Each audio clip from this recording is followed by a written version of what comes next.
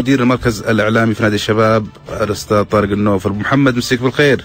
هلا والله وغلا أخوي، حياكم الله. الله يحييك. عبد الله عطيف ظهر الآن كاسم يفاوض نادي الهلال وعندكم موقف، احنا ما أدري، احنا في أخبارنا احنا نقول أنه في موقف الشباب ثابت ولن يتنازل عن حقوقه. نعم بكل تأكيد الشباب لن يتنازل عن حقوقه لأي لاعب سواء عبد العطيف ولا غيره. طيب. وموقف الشباب واضح جدا في هذا الخصوص.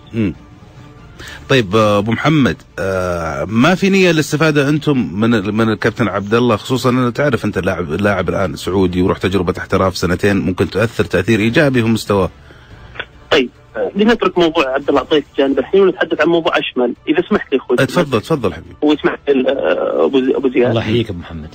اهلا وسهلا. احنا نتحدث الان عن نظام الاحتراف هذا الخارجي. بالتاكيد ان بعض وكلاء الاعمال استغلوا هذه الثغره في عمليه التمرير مثل تلك الصفقات اللي ما راح تعود الفائده للاعب. المساله ما صارت احتراف خارجي الان. بالتاكيد كلكم متفقين اللاعبين شبه مميزين الان، عندك مثل اسامه هوساوي، عندك كذلك اللاعب الان عبد الله عطيف.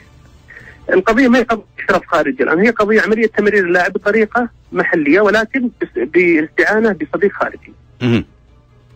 وهذا اللي واضح الان من خلال الاخبار ومن خلال اللي قاعد نشوفه الان في عمليه تطبيق الاحتراف الخارجي. نظام الاحتراف الخارجي ابتعد عن مفهوم الحقيقي الان. طيب يا ابو محمد خليني اسالك في هالجزئيه تكفى. وش اللي يخلي اسامه هوساوي يروح مثلا الى تجربه احترافيه في اوروبا ويعود للاهلي؟ طب النظام يسمح له اصلا انه ما يعني زي الفريدي مثلا. انا اقول الله يوفق اسامه ووفق غيره. انا ما استخدمت اسم اسامه لاجل اسامه، لا انا اخذت مثال فقط. ادري وانا ارد عليك بالمثال نفسه. طيب جميل. انا اتحدث على انه في لاعبين او وكلاء لاعبين، ما اتكلم عن لاعبين، اللاعب يتمنى، ما في لاعب في السعوديه يتمنى انه ما يحترف في الخارج خاصه في الدوريات الاوروبيه.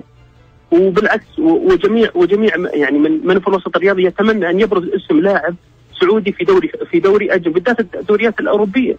وخير شاهد على ذلك تطور الكره الاسيويه بسبب انه لاعبين في الدوريات الاوروبيه. عندك كوريا، عندك اليابان، وعندك بعض الانديه او بعض الدول الاسيويه لم تتطور الا بعد ان تطور لاعبه وفكر لاعبه وثقافه لاعبها عن طريق الملاعب الاوروبيه. نعم. وهذا احنا ننشد، احنا يعني نشد على يدين وكلاء الاعمال وعلى الرياضيين بشكل عام. لكن اللي يحدث الان الى الان ما في ثقافه، الثقافه كيف تحتال عن النظام. اتكلم عن بعض وكلاء الاعمال اللاعبين. هذه نقطة أنا كنت حريص عليها أذكرها لأنها لم تثار بشكل يعني أنا أشوف إنه مجدي يعني. طيب. كافي إنه تثار هذه النقطة. عموما من أراد عبد الله عطيف عليه ندفع مريمين. لأنه اللاعب هذا يعني لاعب أنا أعتبره لاعب من طراز عالي جدا. النظام سمح له أن ينتقل لنادي أوروبي، والنظام كذلك وتغير النظام يعني تعيده بطريقة أو بأخرى. ولكن بما أن النظام الحق مع الشباب لن يتنازل إلا لمن يدفع مبلغ مجزي بقيمة هذا اللاعب. ما في نية عندكم أبو محمد استفادة منه؟ والله يا طول عمرك مش الآن قصدك إنه يرجع للشباب؟ نعم. أنا بالنسبة لي أتكلم بشكل شخصي بعيدا عن كوني متحدث. الشباب هو كان ضمن يعني يلعب ضمن اللاعبين الشباب وسجل في الفريق الاول في الشباب، وتمنينا استمراره ورغبنا في استمراره. اوكي، اللاعب كان بيده هالفرصه هذه، ما انتقل. والله يوفقه ونتمنى له كل خير. يكفي الكلمات الجميله اللي قريتها انا في تويتر بحساب الكابتن عبد الله عطيف اللي حتى حاط في البايو عنده انه يعني يدين بفضل كبير لهذا النادي الكبير، يقصد نادي الشباب. نعم. ولكن الكره في ملعبه هو وملعبه كذا ماله. إجابة دبلوماسية يا أبو محمد، لكن إجابة دبلوماسية بتفهم ما فيها إن شاء الله بعد الفاصل. خليك معي بعد الفاصل بنرجع.